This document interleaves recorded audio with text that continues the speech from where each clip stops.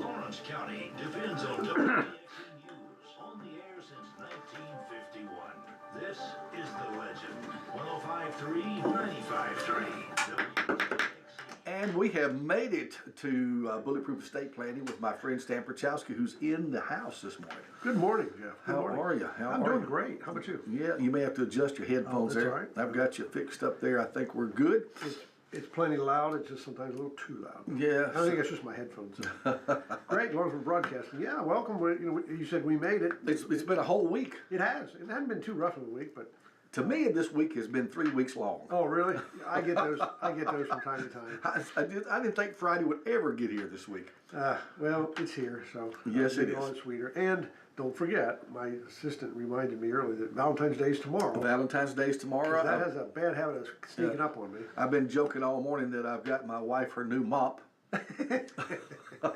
You know, I refer to what I call the triple whammy. Okay. First of all, my wife is hard to buy for. I'm sure I'm hard to buy for too. You know, when you're married a long time, it's like you got everything. If you need something, you go get it. We've got to that point. Yes. So my triple whammy is my wife's. There's Christmas in December. Yes. My wife's birthday's in January, and then Valentine's Day's in February. Well, you're the same. And then my kids say, "Hey, you got any ideas for Mom?" And it's like I got to burn some of my ideas of giving it to them. Yeah. I just run out. I'm in the exact same boat. Christmas and then Teresa's birthday, January 1st. Yep. Oh my God. And then February, here we are. So yeah. Anyway, this is Bulletproof Estate Planning. We do this show every Friday morning from 8 to 9 on WDXE, and it's an interactive show, call-in show. The telephone number, if you want to call in with a question or a comment or share an experience, 931-766-9393. Easy number to remember. that is correct. And call us and talk to us. First of all, let me go over, we had a seminar scheduled, and we got hit by the ice storm on that Saturday. So yes. we punted it to the next Saturday, which I believe was the 31st. And we had a banner turnout. It was over at the Star Theater in Pulaski. We had a great turnout. There were 85 folks show up there. It was pretty good. Oh, wow, that's great. We originally had 100 or more, but some of them had to go to the next one. But speaking of the next one, which is what I'm getting to, yes, the next one is March, because we do them about every other month. And this is going to be March. It's going to be the 28th, which is a Saturday. And that one's going to be right here at WLX radio station, like we do, back in the building. And it's a Saturday, so it's 10 o'clock in the morning. We call it Will's Trust in the Nursing Home. So if you want to come to that, it's certainly not too early to RSVP. Some of our folks that couldn't make when we changed the other one by 1 week, couldn't make the second week. Yes. And of course it wasn't icy the second week, but it was bitter cold, and some folks just don't like like 12 degrees in the morning. So I don't blame you if you didn't want to get out. But I've got quite a few signups for that already. Bleed over from before, but they're pretty popular, so we get good turnouts. But we have big venues like this one in the Star Theater, usually plenty of rooms. Very good. I'll bring that up again at the end of the hour. But we were talking off mic about what we're going to talk about today, and I think you said you would like to start off with some kind of comment. We may go in a few different directions, I guess, but we got to get one thing out of the way. The whole nation has been mesmerized with this missing lady. Oh yeah. Yeah, it's like it's 24/7 since this happened. I like to watch Fox News. Yes. And when I watch it, it's like, all right, I'm not sitting here an hour watching one of these shows and that's all they talk about. Yeah. It's like it's real time. It's like you're standing. And I'm all for finding the guy. Don't get yes, me wrong, absolutely. But my question is there anything else going on I'd like to hear about? Well, I think there is. There's lots of other stuff going on. Makes you wonder if it's a distraction. But obviously the lady's missing, and obviously there's something evidently bad that has happened, and it is a mystery. I think they'll get to the bottom of it, but hopefully they will. It seems to be taking. But one of the questions that came up this morning, and I'm kind of Peggy helped me think up some things this morning. Okay. Well, she was asking about how much, and this is kind of off topic for us a little bit, but something about how deep FBI and other people can find out things about you know what they know. And, the Bitcoin thing came up. Yeah. And I decided, just by watching all this stuff, if they want to know everything about you, they can without you even knowing they know everything about you. That's right. I think that's right. Honestly, I don't think you could hide much of anything. Well, and if they find something out about this person that way, yeah, even if they explained it, I don't think we would exactly understand how they get to that point. Yeah, Because, it's like when I was in college or in grad school, Yeah. that was quite some time ago, and I used to program computers in machine language, which is hexadecimal. Zeros, either binary or Right. hexadecimal. Right. Where you're really talking to the machine on its level when you do that. That's correct. And then I didn't keep up with that when I got into engineering. You learn the languages like Fortran and COBOL and the BASIC and the different languages. But I didn't keep up with it over the years. And now, if you want to talk about computers, I mean, it's so far over my head. It's like, and then what I'm getting at is when you talk about cryptocurrency or digital money. Yeah. There's this thing called blockchain technology, and I tried reading up on it one time, and it's not that I can't understand it. It's just so new and so different that it's hard to follow. And so they can say, well, we can track this and we can find it, and it's like, well, that's what we hear, and they find the guy.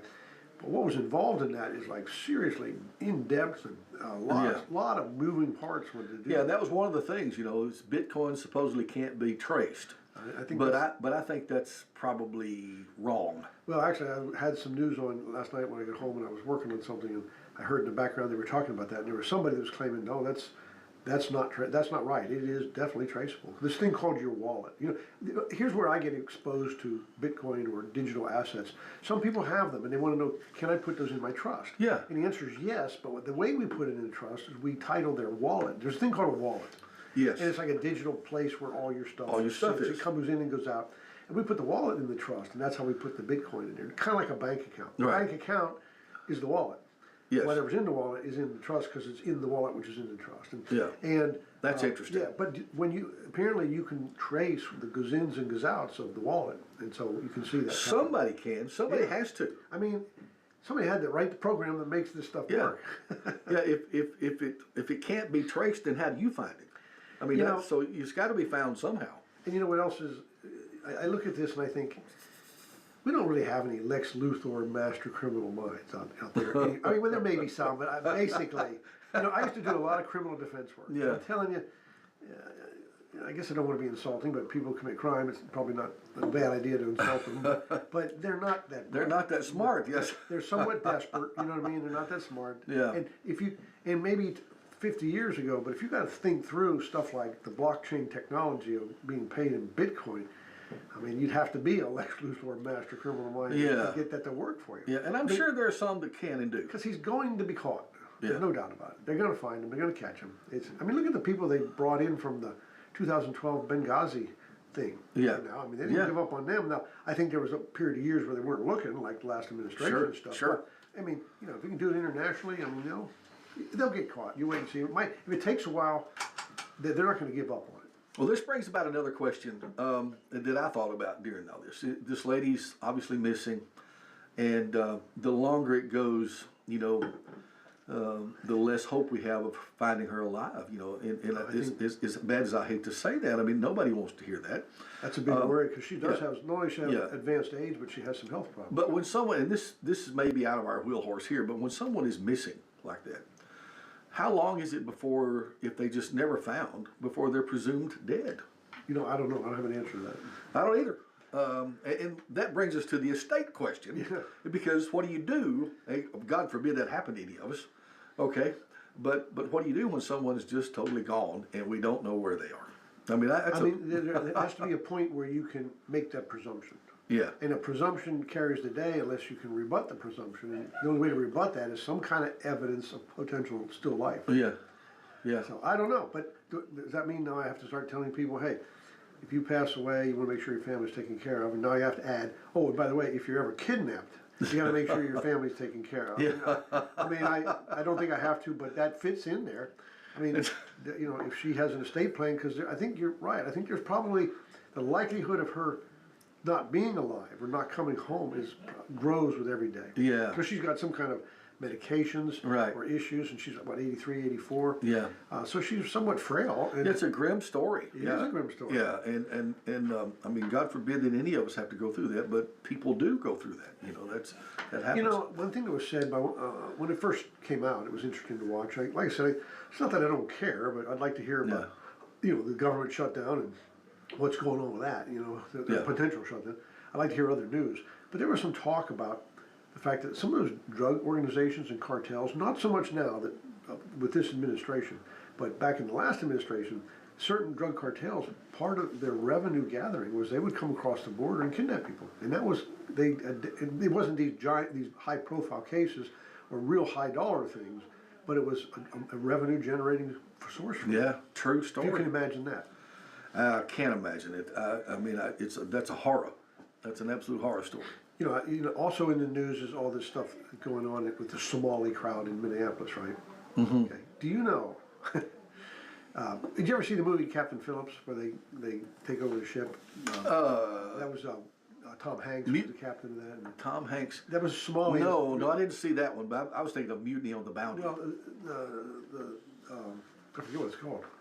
But anyway, that movie is a real event. Yeah, those were Somalians that did that. That's right. It was a real event that happened. Yeah, that's right. It was a tanker they took over. Do you know that the country of Somalia, the people there produce nothing. They generate no. Do you know the number one source of generation of revenue in the country of Somalia is? I have no idea. It's theft. It's piracy. Wow. Okay. That's what they do for a living, piracy. And so they create nothing. They produce nothing. They just consume. I mean, they're just a literal virus. It's amazing. I'll probably get a lot of flack for saying Probably that. will. It is what it is. I mean and so they come here and they do what they do. It's factual. And they do anyway. what they do. Yeah. And they get protected here. And that needs to stop. I guess you watched that exchange with the Attorney General from Minnesota. I didn't. You need to. He's the one that's all for that, right? Yeah, he was bought and paid for. Oh yeah. And, I heard some things he said in the past. And they just had a heated exchange with him and Senator Holman. Is that his name? I may not have his name right, but they had a fireball exchange, and I've listened and watched some of that even this morning. So usually, when you're in that position, you can't withstand a debate like that very well. oh my gosh, it was bad. Yeah, it was bad. And if he did what they say they've caught him red-handed doing, it's corruption all the way up to the top. I mean, the day's coming when some of these people that hear the news, they're going to be marching out in handcuffs. Yeah, they have to. Yeah, we have a lot of that in our country. Well, now when that happened and it started looking in, they started looking other places, and they're finding it other places in the same color states and stuff.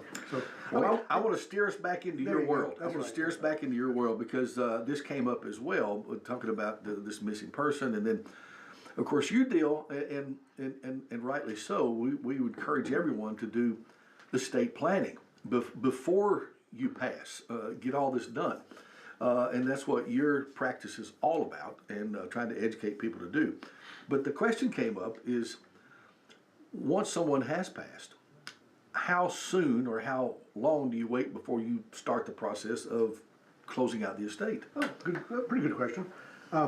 It depends on what happened in their planning. Yeah. Because there are a couple of choices. Let's say they just have a will. Yeah. Okay, a will goes through probate. I mean, I used to get people that say, I want to do a will, and I want it to be a really good one so my kids don't have to go through probate. Sure. And I would say, I think I'm really good, but I'm not that good because it can't be. The definition of probate is the establishing of the will. Okay. And so it's an absolute legal assurity that if you have a will, you're going to go through probate. Now, I can qualify that a little bit by saying a lot of times you have a husband and wife and you have the first death and there's no probate. That's right, because everything's jointly owned, there's no property to actually pass, so there's usually not a probate. But at the second death, it all belongs to the other. Most assuredly, there'll be probate then.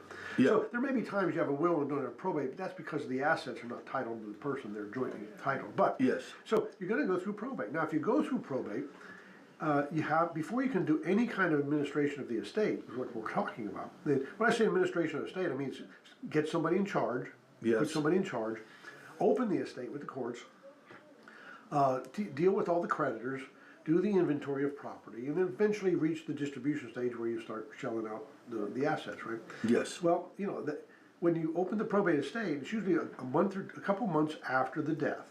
Typically. It could be sooner, but it's typically a couple months into it. Creditors' rights stay open for 12 months after death. And so statistically, in the state of Tennessee, according to the Administrative Office of the Courts, the statistics for the average probate estate in Tennessee is between 12 to 16 months. That's the average. So you can open the estate, but you've got to deal with all the steps in the probate, and it's riddled with duties, deadlines, and obligations all through the procedure. So Yes. it takes time.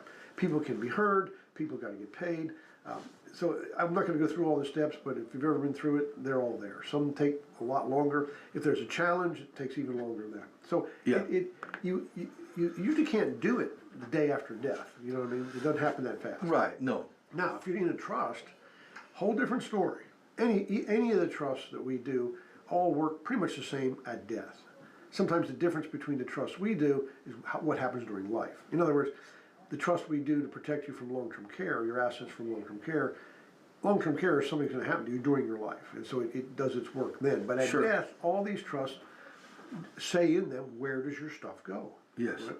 So let's just say, I come to my death, and I named one of my kids as the successor trustee, and I just leave it a third at each child. Sure.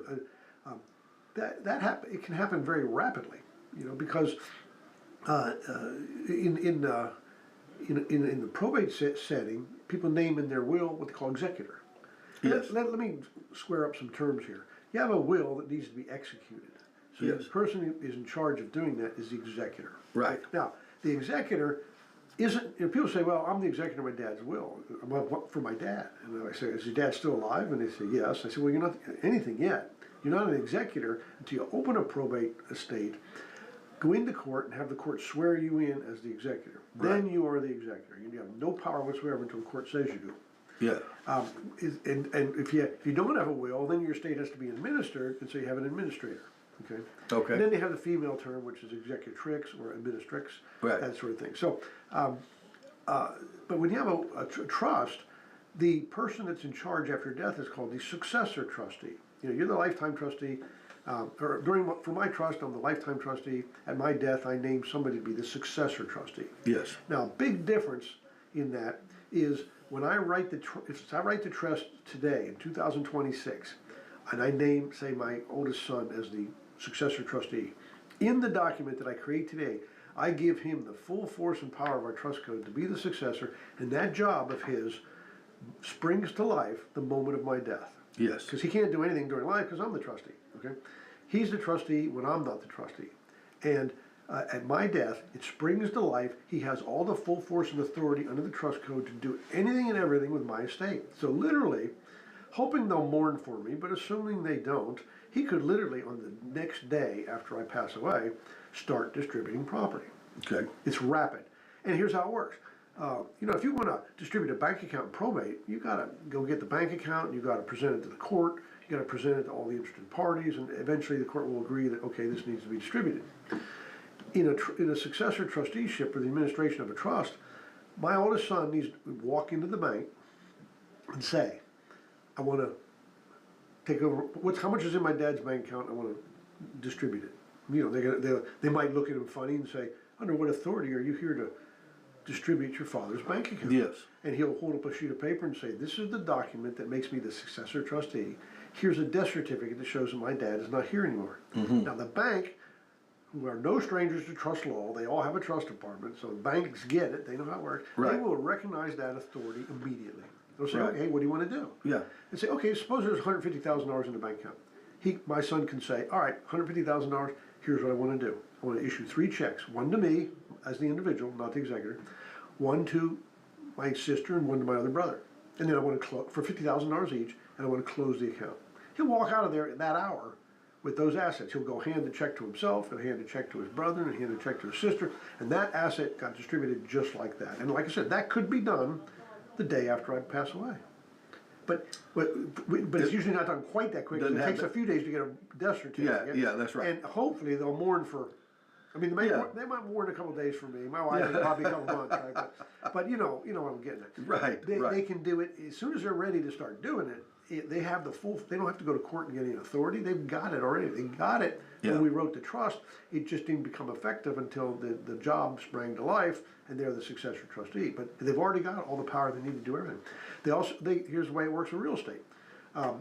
Getting into your, I think you call it a wheel horse. I think it's wheelhouse. Wheelhouse, yes. But we'll use wheel horse because that sounds pretty good. Yeah. But that's a good brand of more it used to be. they can walk into an attorney's office because you need an attorney to write deeds in Tennessee. Yes. You walk in and say, hey, I wanna write a deed and divide my dad's property into three equal portions. Yes. And the deed's gonna read from, the grantor is gonna be me, oldest son, successor trustee of Stan Pierchoski's trust, to brother, sister, and myself. Each a 1/3 undivided interest. Sure. The only delay there is how long it takes the attorney to draft the deed. To do the stuff, yeah. And then you sign the deed, and the real estate has been distributed just like that. I mean, now, all this distribution has to be done with what the trust says how to do it. Yes. You know, they're not making it up. If I say make it equal shares, then that's what it go. If I say make it, you know, I have 3 kids, if I say 40%, 40%, and 20%, that's what they have to do. Right. So, but their ability to distribute it is that simple. Interesting. I have seen a trust completely administered in a matter of weeks. And the longest one I know about that took was about 3.5 months to do it. And that one, the gentleman had some property in a foreign domestic trust. I mean, a foreign asset protection trust down in Belize or Nivea, in Cook Islands or someplace in a foreign jurisdiction. When you got property in a foreign jurisdiction, you got to jump through their hoops.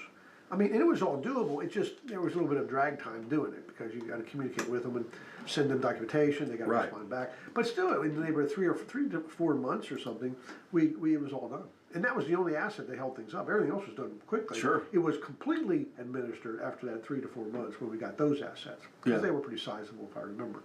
So you said, when do you start administering the estate? With a trust, you can do it immediately, or I don't see you wait a while because you got beneficiaries who are going to say, hey, I'm a beneficiary, I'd like to get what's coming to me. Right. But in probate, you don't have a whole lot to say. I guess you could open up the estate rapidly, but I mean, once you open the estate, then there's things that got to be done. Yeah, yeah. And one of the first things is creditors. You've seen the newspaper, notice the creditors, right? Sure. So when you open a probate estate, you open it, you pay them about $600 to open the estate. You publish the will with the court. The court puts in the newspaper for 2 weeks, notice to creditors. Basically saying, if you think the deceased owes you anything, you need to throw your hat in the ring by filing a claim with the probate court. You don't send them a letter saying, hey, you owe me some money. You got to send it to the court now. So and they make the claim, and they have 120 days to do that. That's 4 months. Yeah. Now, can you do anything else in that 4 months? A few things, but not much. Sure. And here's why. If a creditor has 120 days to file a claim, the claim filed on day 1 is just as valid. I mean, the claim filed on day 120 is just as valid as the one that was filed on day 1, right? And if that's the case, you don't get 1 month into there and say, well, let's pay all these creditors off that have filed so far, because what if more come in and then you don't have enough to satisfy the later creditors? Right. You kind of have to wait till they all come in. And they have 120 days, and some of them drag their feet and file it late. I mean, that happens all the time. Yeah. And so once they're all in, you can start paying. Now, if you got a really big estate and you really don't anticipate becoming insolvent, you could do some distributions, but it's risky. An attorney would advise you wait to the 120 days of see what we have to look at. Some of them may be contested. Right. Some may not. But if we have plenty of money to distribute at the end of 120 days, then it's okay to pay the creditors off. So that throws a 4 month and 2 week period in it right off the bat. I get the question sometimes with people who are dealing with an estate, thinking that they have to wait till probate is over before they can liquidate assets, which is not necessarily so. Well, liquidation of assets is part of probate. That is. So such as real estate and personal property.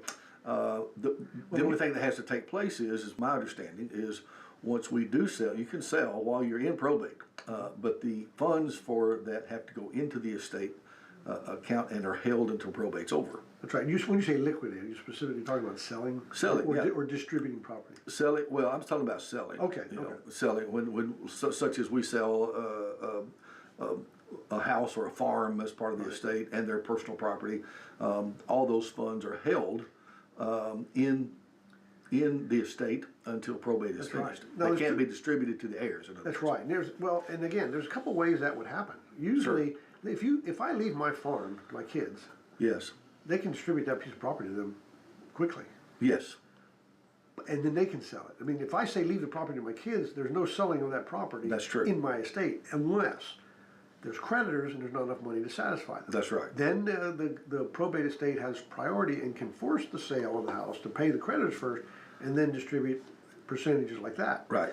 So usually what happens is the estate is insolvent, but the real estate they want to sell. And when they get the money's still in the probate court, and the first thing they have to pay are debts of the estate. They use that money to pay that. Yeah. Because otherwise they were insolvent to pay those debts. It's typically why they sell it in the estate. Now, you can do, I have people say, you know what, I don't want my kids fighting over this house, so I say, my successor trustee or my executor shall sell the property and distribute the proceeds in equal shares. Yeah. That gives them no discretion. They have to sell. Right. You know. Now, if they sell, they could be a bidder or make a bid on it, like Sure. as an individual to And buy we've it, seen that happen. if they wanted to do that. Yeah, absolutely. But yeah, if you sell it during the probate, all the assets go into the probate estate, and then the last thing you actually do before you close an estate out is the distribution. Right. And for one of the final things you have to do is everybody, all the beneficiaries have to submit a statement of distribution. Basically says, this will or this trust said I get a third of everything. I've got a third, I'm happy with it. I've been informed, I know what all was there. And so I'm satisfied that I got my third. Sure. Okay? And when everybody files those and they're all satisfied, then we can close. Interesting. Yeah. Very interesting. And one of the reasons why you have the program that you have and are in the practice that you are in is to help guide people through this. Yep. And give them advice on why or why not a will may not be a good idea. Yeah. Now, one thing I can talk about it. One thing I don't do anymore is I don't do probate. I did it for years. Yeah. And I haven't done it for a few years now. And the reason I don't do it is because just everything I said, it ties up my office resources for like a year at Yeah. a time. And nobody's ever happy. I don't like doing it. It's cumbersome. I'm just not set up to do it. We do so much trust work. I don't have the resources to do that. Yeah. Now, somebody once said, why don't you hire another attorney and just let them do probate? I thought about that and decided not to. I know somebody, at least one person for sure, and a second person that like to do probate. So we just refer them. And especially the person I refer to is a very trusted person. I think they do people very well. And they do probate, so I refer it out. So I talk about this, and sometimes I'll get a call, and somebody will say, hey, my dad passed away, can you do the probate? And I say, I don't do probate. And they say, well, you talk about it all the time. And I said, no. So I hear in the radio, you talk about probate all the time. I said, no, I talk about probate avoidance all the time. Yeah. Do a trust and avoid probate. That's what I was going to get to. So how do we avoid it? How do we avoid it, Stan? I mean, a trust, the administration of a trust is a 100% probate avoidance. Never has to see the inside of a courthouse. I mean, the only time anything like that happens if somebody is disgruntled and decides they want to file, sue for something. Yeah. Then it gets into court. But otherwise, the administration of a trust is 100% private. I tell people you can come into my office and do it around my big conference table, or you can do it around the kitchen table. It's private. Nobody needs to know about it. You just do what the rules say, which you pay the debts of the estate, and then you distribute the property. Yeah. And so it's a different set of rules, but it accomplishes the same thing. It distributes the property after death. Yes. It just does it with so much less. It's so much less cumbersome. There's a couple of things that you've talked about over the years now with me. Yeah. And by the way, I'm well on my way to get my law degree. I don't know if you know that or Is not. it coming up on 2 or coming up on 3? Is it? I don't even know. It's just. Could it possibly be? But I've learned a lot. I've learned a lot with you. We started around. Well, I can't remember. But you not only avoid the probate and just a smooth transition for your heirs, but also there is the long-term healthcare aspect of this, which plays a big part in or should in everyone's concern, because we know and you know that TennCare takes a part of that. That whole thing comes into play. So tell us a little bit, kind of in review of why a trust can be a good thing for not losing everything in the nursing home. Right. I mean, that's probably don't have time for that whole answer, but Yeah. I can definitely hit the highlights. Yes. And you've heard me talk all about it before, and so some of the listeners.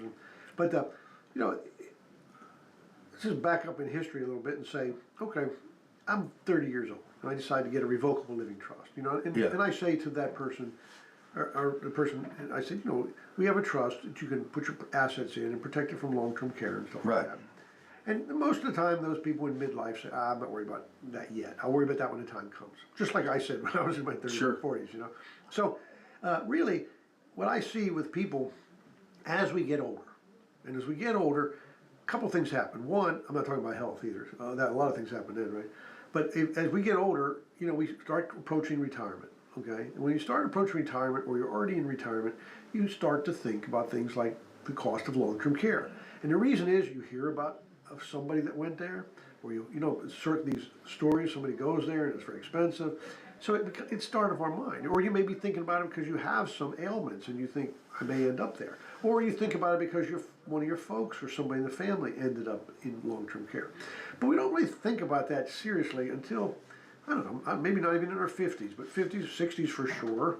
And then after that, a lot of people think about it, right? Yes. And so when you think about that, here's the thought process. It's one of two. You say, one is the, like we call pre-planning. You think to yourself, gosh, if me or my spouse ever goes into long-term care, I hear that's like $10,000 a month, and I sure would hate to lose all that we worked for, all our lives, our nest egg that we build up. I hate to lose that to the cost of long-term care, okay? And that's the thought process. So you want Sure. to say, wonder if there's a way I can protect that so we don't lose it if one of us ends up there, okay? We don't know. Sure. Yet. Or the other thing is somebody is headed there for sure, or is already there. People have the same thought process. Gosh, my spouse is in long-term care. It's super expensive.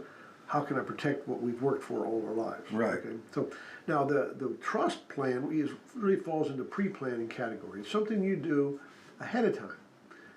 You know, because it takes a few years for it to be 100% useful. And so the trust is a plan where you can put property into it. And I like to say, when you have the asset protection trust, you're kind of qualifying yourself for tent care early. Yes. Because you take let's say you get your land. I mean, let's say you got a $500,000 house, which is not unusual. Right. One of these days I'm going to start saying you got $1 million house, not unusual. It ain't unusual there either.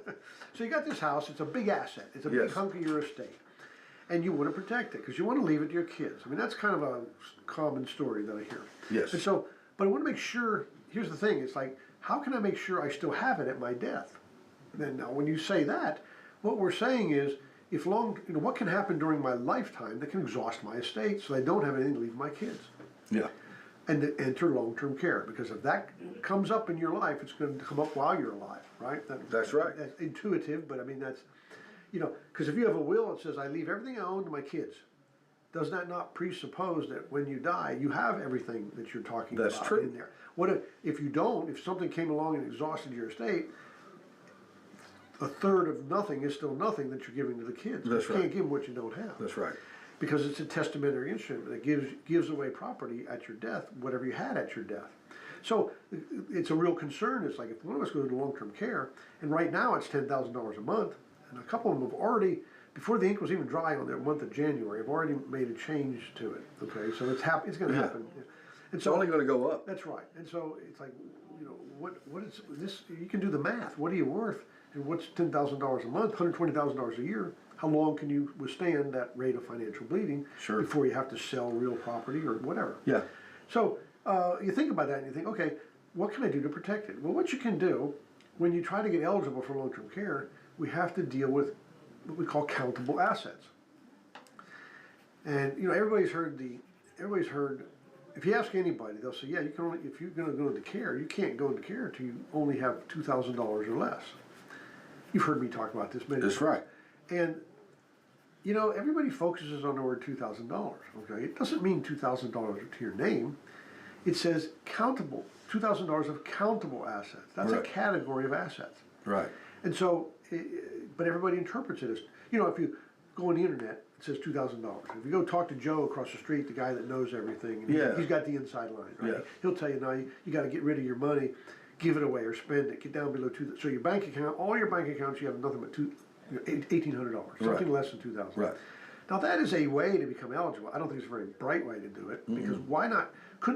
Why can't we get eligible and keep what we have? That's right. Does the law allow that? The answer is yes. There's It quite a does. few strategies, and they're not my strategies. I didn't make this stuff up. It's the Tent Care Act. It's the Catastrophic Illness Act, it's the Deficit Reduction Act. All these things give us tools that we can work with to save property. Perfect. So when we put property, the minute we put property into an asset protection trust, we have changed its posture from a countable asset to a non-countable asset. And the reason is because we limit its availability to us for the cost of care. It's still ours. We can still control it. We can still sell it. We can still buy another house with the money. We can take the money that we sell it for and turn it into gold or just cash or Edward Jones account or Morgan Stanley managed account, something like that. We can do CDs. We can control it all day long. Right. We're just limiting our access to it because if we have access to it, then they have access to it. That's right. And we want to. And access is a very specific term. When I say access to an asset, the immediate understanding is getting at it. Access doesn't mean get at it. It means get at it a very specific way. And what the access is, in this trust scenario, is the principal cannot come out of the trust and go directly to the maker of the trust. That's access, and that's what we don't want to have happen, because an axiom of law is if you can get access to an asset, so too can your creditors. Yes. So we want to create a situation where we don't have access to it. When I say that, people go, well, that sounds like we're giving it up. Sounds dangerous. We'll never see it again. It's gone forever. Access is a legal term. It means it cannot come out of the trust a specific way. It can still come out of the trust for our benefit. Remember, we talked about distributing it to one of the lifetime beneficiaries who can turn around and use it on our behalf. And the way we set this up is it's just a perfect setup. So you get as close to having your cake and eating it too. You got your property in an asset protection trust, and it's immediately non-countable. So if in the future you have to qualify for TennCare, and they say, could you please list all your countable assets? Nothing in the trust is in the list because it's not a countable asset. Right. And so the only thing on your list now is what we didn't put in. Yeah. Which is usually a smaller fraction of the estate. Right. And we deal with that with crisis planning tools because that's when we have to do it. When you file an application, you have to be in care before you can even file an application. Yeah. And if you never go into care, then the asset protection trust works like any other trust and just distributes at death, probate free, and all that stuff. So it's really the best of all worlds to have that because you really position yourself to seriously mitigate the blow of high cost of long-term care. Yes. I mean, you can literally eliminate it. Yeah. The cost. It just makes so much more sense. Not the long-term care. I mean, if you got to go, you got to go. But you can mitigate and almost eliminate the cost of it. Yeah. So. What a great strategy. And I think so. It's a grand plan. It's one of the things that got me started when I was changing from criminal law.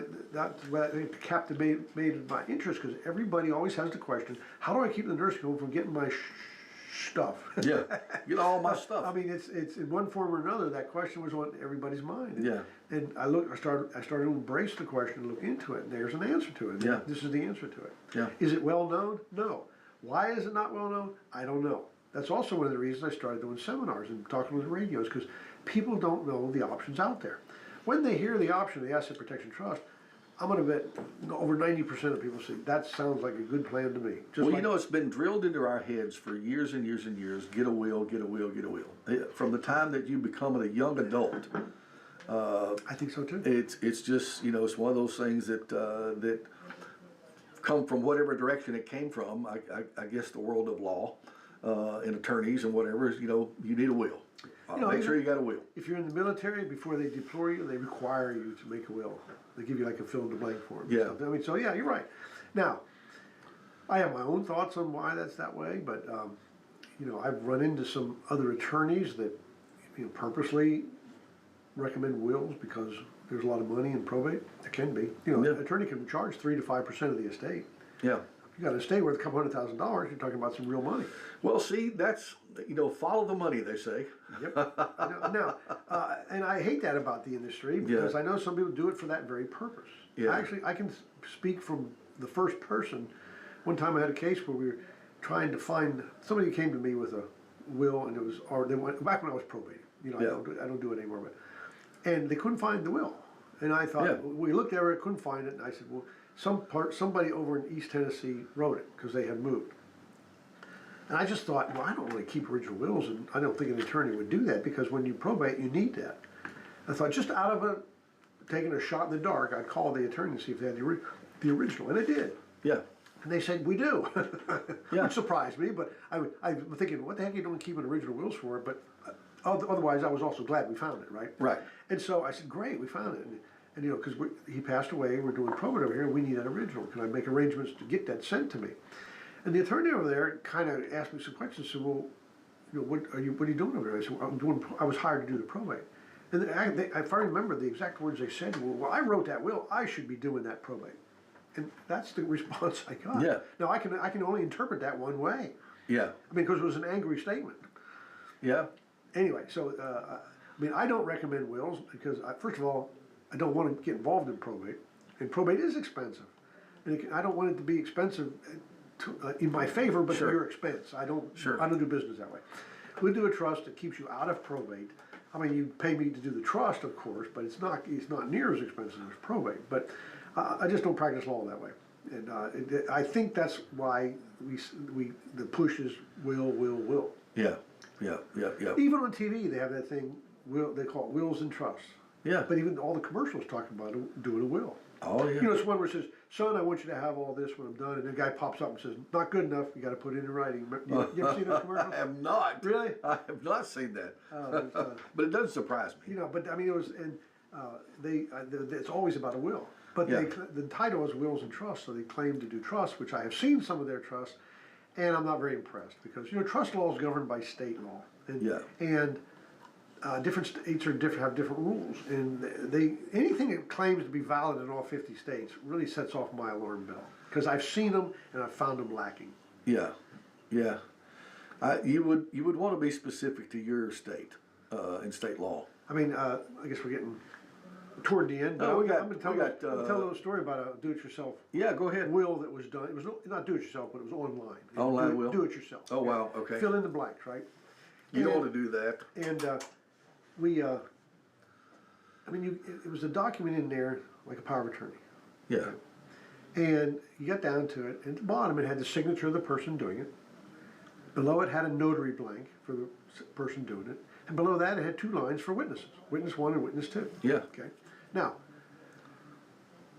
I'm trying to remember what the facts were, but it just had a signature on it. Okay. Yeah.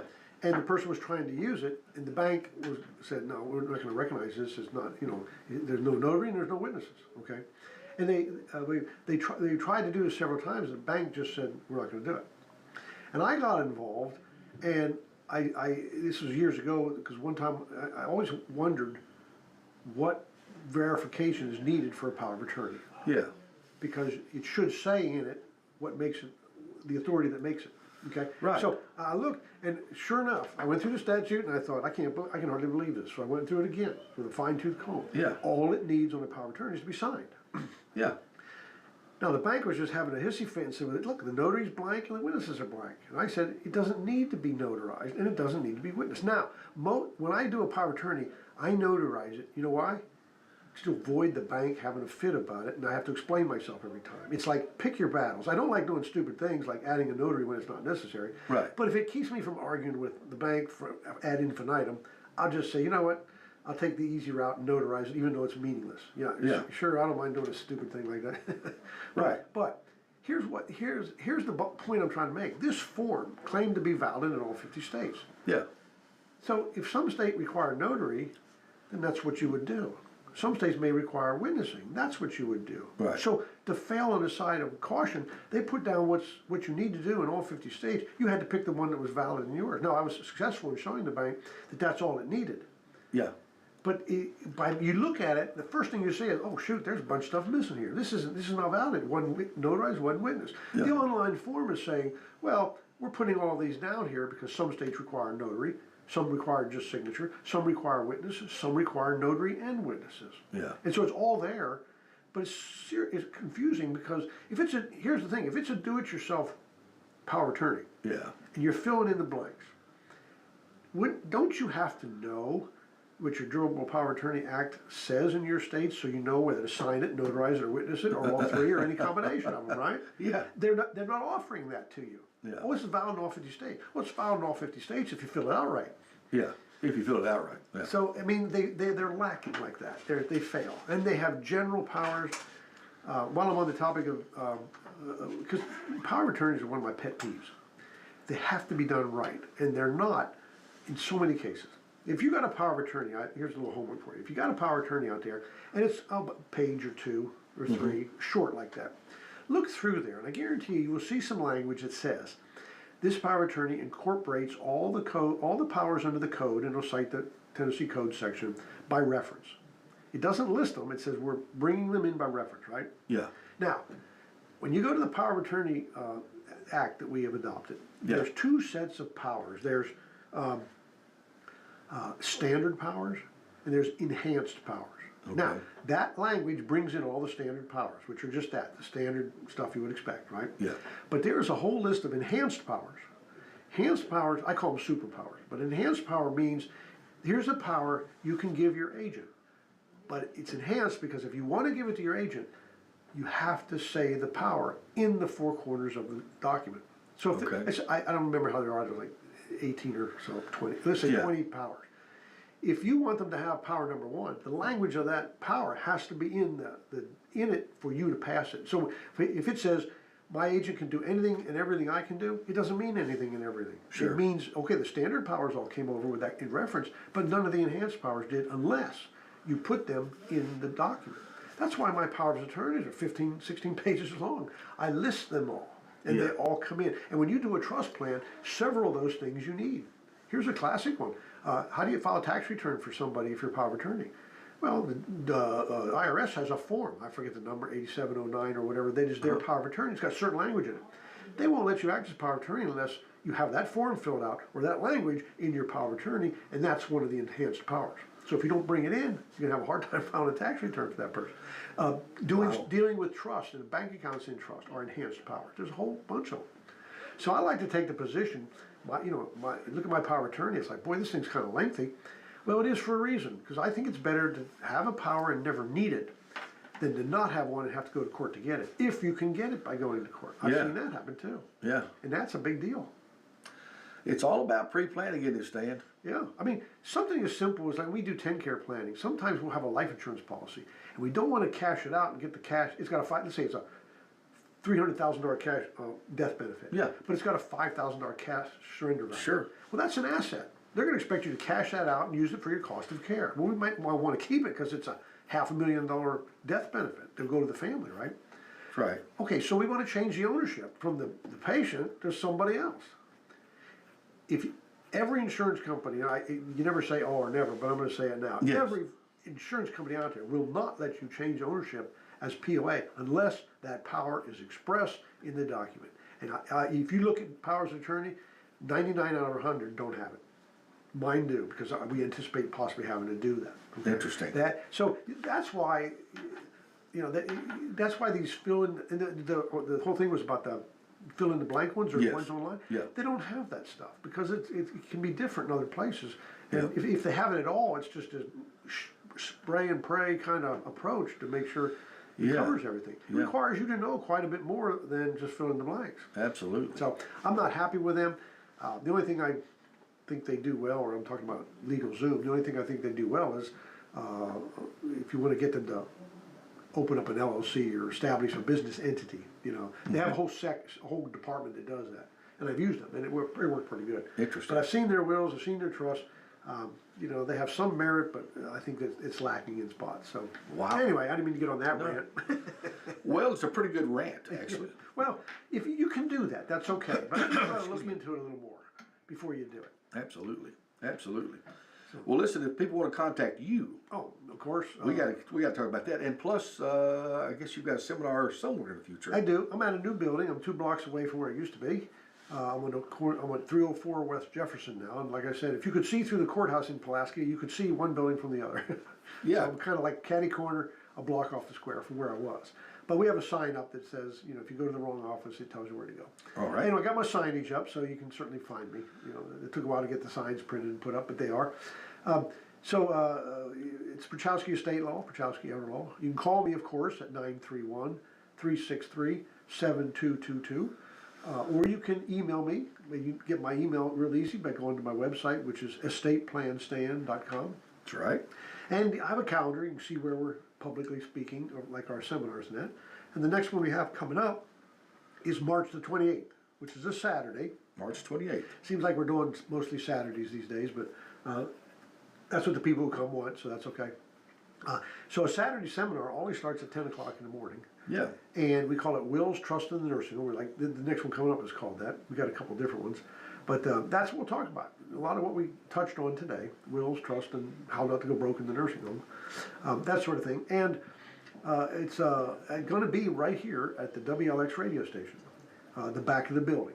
And so if you come here, you know, the radio's in the front, and in the back is what they call the Country Cafe, which is not a cafe, but it's a big venue.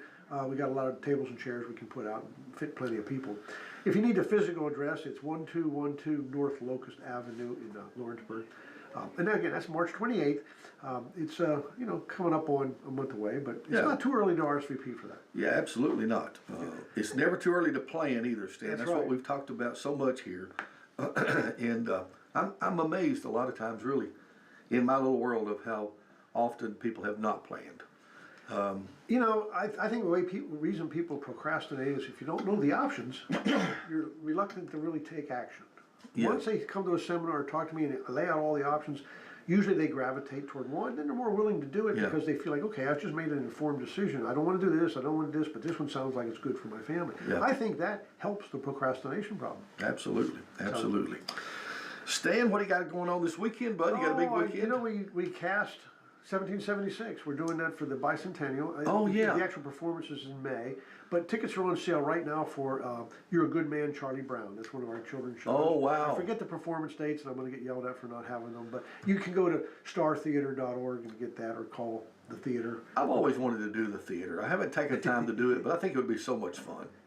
We still have one or two parts open for 1776 that are like one or two sentences to speak. Yeah. And not singing, or if it's singing, it's group singing. So if you want to dip your toe in the water, that's a good way to start.